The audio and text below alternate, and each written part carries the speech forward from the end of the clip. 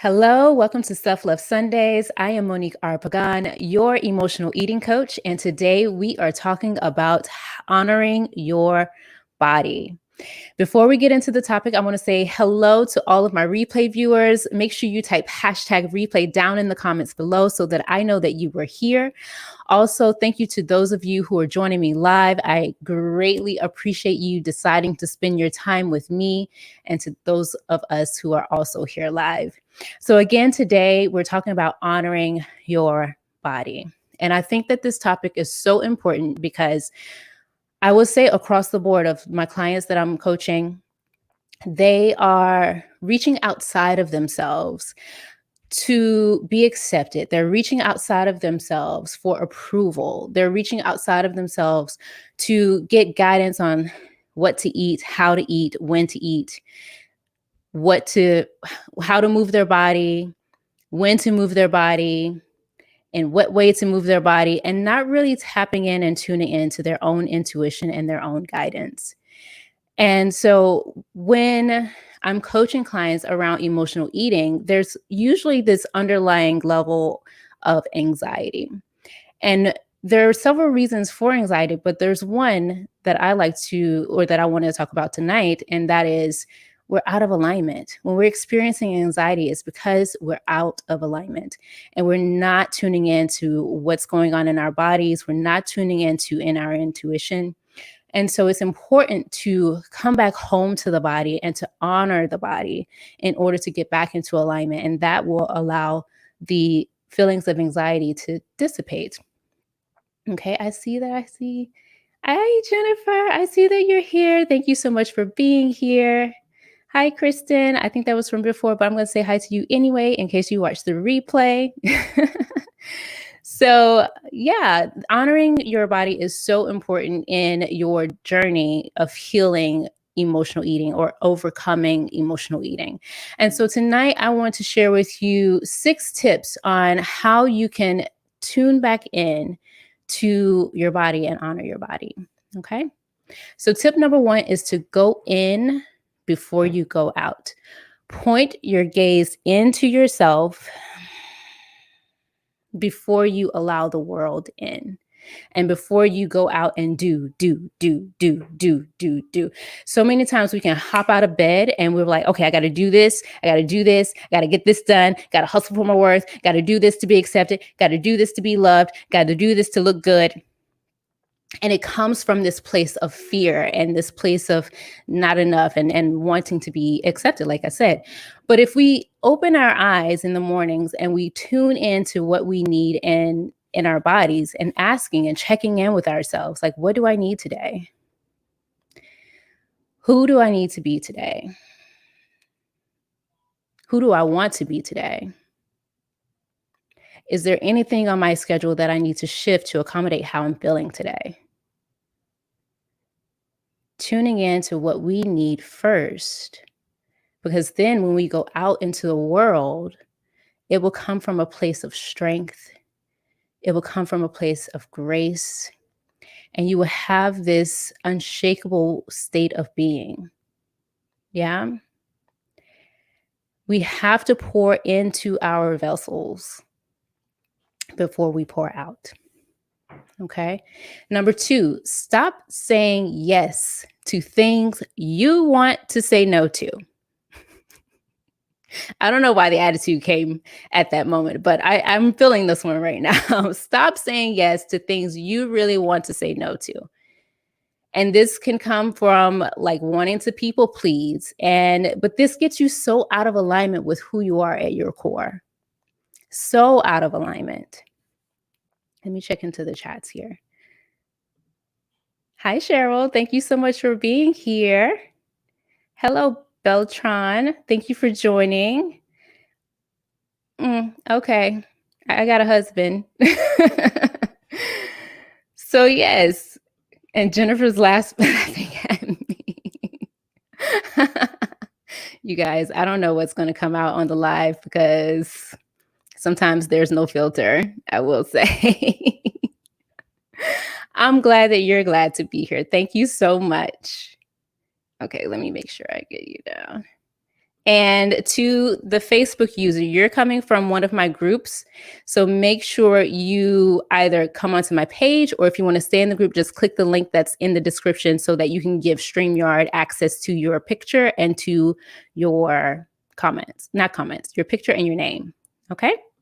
Thank you so much, so much, so much. So again, stop saying yes to things you really want to say no to. And stop saying no to things you want to say yes to. We can get like intuitive hits like, yes, I need to do this. And it makes you feel expansive. It makes you feel good. And then all of a sudden that voice comes in and it's like, you can't do that. You don't have the time. You don't have the funds. There's no way that can happen. And then you end up saying no to something that you really wanted to say yes to. You really wanted to say yes to. And now you're out of alignment. And now you're dishonoring yourself. You're dishonoring your body. I would take it as far as you're dishonoring your spirit. Okay. So a tip for number 2 and number 3 is to wait. If you don't have a full body yes right now, if you don't have a full body no, it's okay to say, you know what, give me some time. Give me some time. I'll get back to you. Let me think about it. Let me run it through my intuition. Okay. I have been guilty of saying yes to things that I needed to go back and be like, you know what? This is not for me. Sorry. We can avoid that by tuning in and taking time to tune in and honor ourselves. Number 4, honor your hunger and full cues. Okay. Back to the eating. Honor your hunger cues. We've talked about hunger cues. They come on slowly. They come and you feel them in your body. And you might even get a headache or you might feel dizzy. Those are hunger cues. Honor them. Eat when you're hungry. A lot of time, and I'm mentioning this because when we're dieting, we can get so far out of our intuition and what our body actually needs because we're following a plan. But is that plan for our body? That kind of hit me. So I just wanted to be quiet right there. Is that plan for our body? Yeah. And honor your full cues. Now, I will say that you do have to set some boundaries around how you eat in order for to give your brain time enough to register that you're actually full. Eating slowly, taking breaths between bites, drinking some water before you eat. Yeah. Eating without distraction, putting the phone down, taking the television away. Taking your food out of a bag and into the bowl, always plating your food. Make sure there's a plate for your food instead of eating out of like a bag or something like that. Yeah. And honoring when you feel full. You don't have to finish the food on your plate. I know that some of us have been raised, you need to finish the food on your plate. There are children hungry in Africa. But then you're dishonoring your body. Then you're becoming a garbage can. Honor your hunger cues. Honor your full cues. Cheryl says, me too, answering too quickly. I get it. I get it. Especially as entrepreneurs too. She says, that was good. Is that plan for our body? Yes. Wow. Is it for our body? Mm-hmm. So good. I'm glad it's resonating with you. Number 5. This I can do a whole episode on, but I just want to run it through your radar or across your radar. Decode your cravings and give your body what it's asking for. Your body doesn't speak with language. It speaks through pain. It speaks through cravings. So I always say your cravings are neither good or bad. It's just information. And if you're craving food when you're not hungry, it's important to ask yourself questions, to decode the cravings, to understand what the cravings are, to really dig deep into what your body is truly asking for. Yeah. This past week, I had like cravings out of the wazoo, like, "Wah!" And I wasn't listening. I wasn't listening to my body cues. And the more I like stopped listening to because my body wanted to rest. I woke up that morning and my body wanted to rest, but I was like, I have this momentum. I want to keep going. I want to keep doing this. But my body was like, but just take a break. Just take a break. And then as I was not taking a break, my cravings got louder and louder and louder. And then as soon as I took a break, they just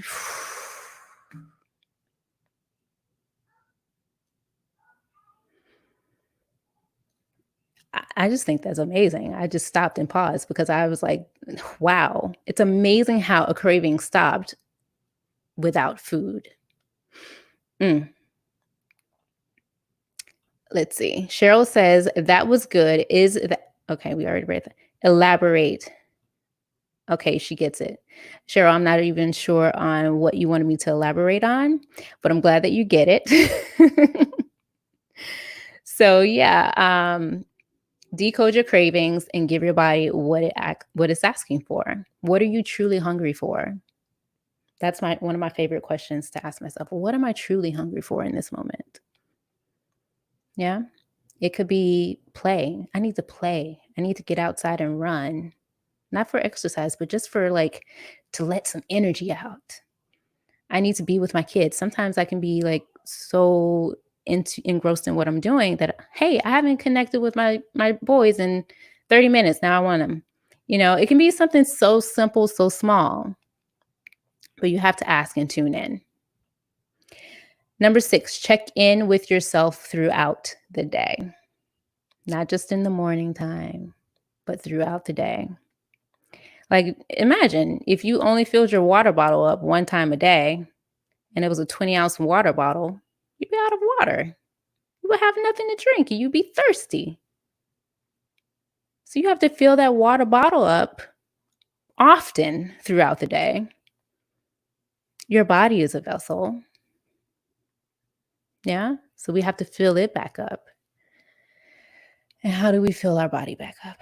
How do we fill it back up? We can close our eyes. Sometimes visual stimulation can be overstimulating. So just closing the eyes can cause the body to calm.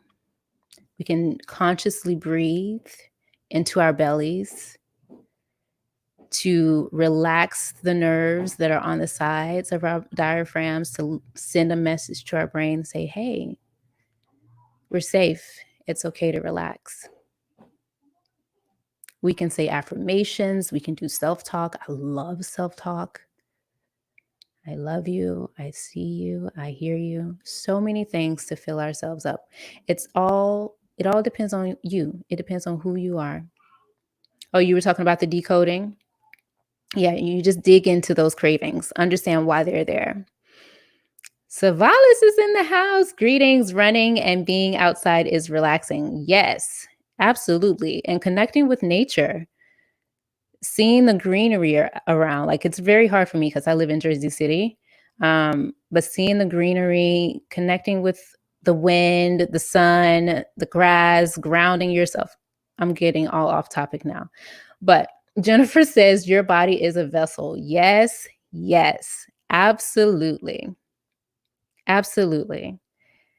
So, again, my tips to connect and come back home, to turn your gaze inward, to check in with self, to check in with your body. So, number 1, go in before you go out. Number 2, stop saying yes to things you really want to say no to. Number 3, stop saying no to things you really want to say yes to because you deserve it. Honor your hunger and full cues is number 4. Number 5, decode or dig and understand your cravings and give your body what it's asking for in that moment. The last part of that is very important.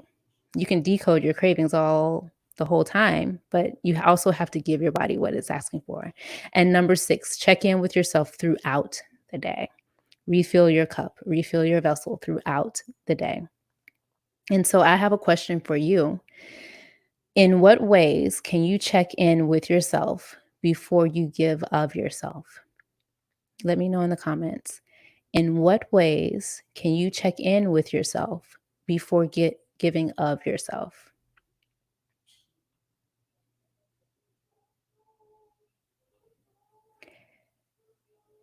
Joke from Periscope says, I'll honor.